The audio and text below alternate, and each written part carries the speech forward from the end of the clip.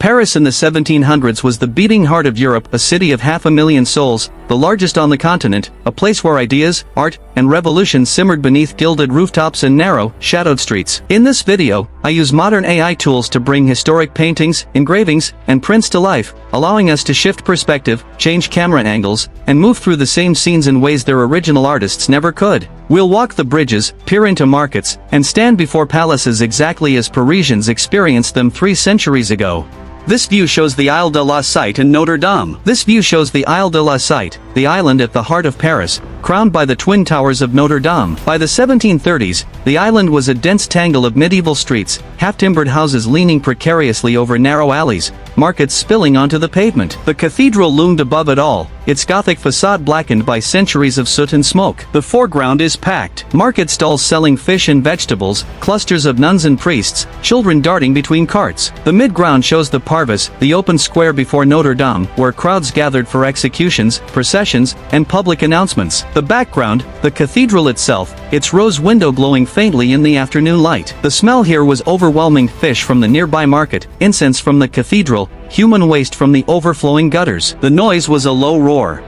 Vendors shouting, bells ringing from Notre Dame and a dozen smaller churches. The clatter of construction as stonemasons worked on repairs. But this was also a place of tension. The Isle was overcrowded, disease-ridden. Plague and smallpox swept through regularly. The narrow streets trapped smoke and filth. Crime was rampant. The island's maze of alleys provided cover for thieves and murderers. The Châtelet fortress, just across the bridge, housed the city's main prison and police headquarters. Notre Dame was the spiritual center of Paris, the site of royal ceremonies and Te Deums, but it was also a symbol of old power, increasingly resented as Enlightenment ideas spread. During the Revolution, the cathedral was ransacked, its statues smashed, its bells melted down. It was rededicated as a temple of reason in 1793. Today, after the 2019 fire, Notre Dame is being rebuilt, but the dense medieval neighborhood around it was cleared in the 1800s, replaced by wide boulevards and open squares. This is the Palais du Louvre. The sprawling royal palace on the right bank. By the 1700s, the Louvre was no longer the king's residence. Louis XIV had moved the court to Versailles in 1682, but it remained a symbol of royal power, housing government offices, academies, and artist studios. The engraving shows the Cour Carré, the grand square courtyard, its facade lined with classical columns and arched windows. The foreground is filled with carriages, servants unloading trunks, guards in blue coats standing at attention. The midground shows the courtyard itself, paved in stone,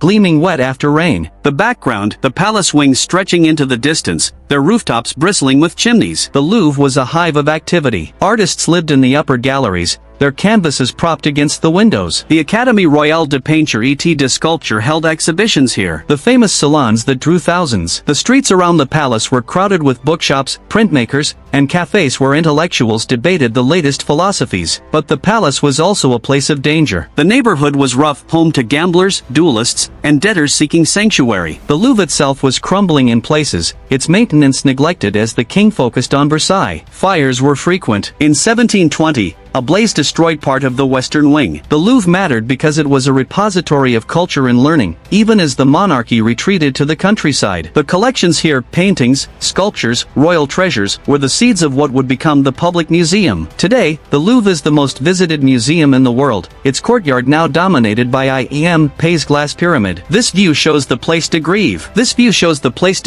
The wide square along the right bank of the Seine, in front of the Hôtel de Ville, the city hall. By the mid-1700s, this was the site of public executions, a place where crowds gathered to watch criminals hanged, broken on the wheel, or burned at the stake. The foreground is packed with spectators, men in tricorn hats, women holding children, beggars pushing through the throng. The midground shows the scaffold, a wooden platform with the executioner and his assistants. The background, the Hôtel de Ville, its Renaissance facade overlooking the Seine, its windows filled with officials and invited guests. The smell was blood and fear. The noise was a dull roar, punctuated by gasps and cheers as the sentence was carried out. These were public spectacles, meant to demonstrate the power of the state and the consequences of disobedience. But the Place de Grève was also the city's main labor market. Day laborers gathered here at dawn, hoping to be hired for construction or dock work. Faire grève, to strike, comes from this square, where workers would refuse to labor in protest.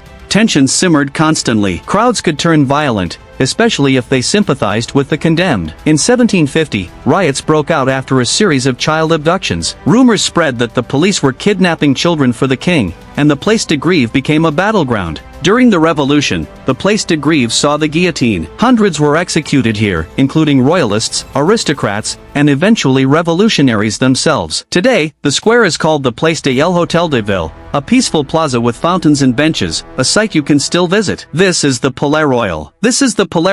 The grand residence and gardens just north of the Louvre, owned by the Duc d'Orléans, a cousin of the king. By the 1780s, the Palais Royal had been transformed into a commercial and entertainment complex, arcades lined with shops, cafes, theaters, and gambling houses, all open to the public. The engraving shows the gardens, a rectangular park surrounded by uniform buildings, their ground floors filled with shops behind arched colonnades. The foreground is crowded, elegantly dressed men and women strolling, vendors selling pamphlets and prints, prostitutes soliciting clients. The mid-ground shows the gardens themselves, gravel paths, trimmed hedges, a central fountain. The background, the palace facade, tall windows glowing in the evening light. The Palais Royal was Paris in miniature, brilliant, decadent, and dangerous. The cafes were filled with revolutionaries and intellectuals, debating politics over wine and coffee. The gambling houses stayed open all night, fortunes won and lost on a single hand. The shops sold everything from silk stockings to banned books. But the Palais Royal was also a place of violence. Duels were fought in the gardens at dawn. Pickpockets worked the crowds. Police rarely intervened. The Duc d'Orléans claimed immunity from royal law. This place mattered because it was a space of relative freedom and an absolute monarchy. Ideas circulated here that couldn't be spoken elsewhere. In July 1789, Camille Desmoulins stood on a table at the Café de Foy and called for revolution, sparking the storming of the Bastille 2 days later. Today, the gardens are quieter, but the arcades are still lined with shops and restaurants, a living link to the 1700s. This view shows the Marais and the Place de Vosges. The aristocratic neighborhood on the right bank, and its centerpiece, the Place de Vosges,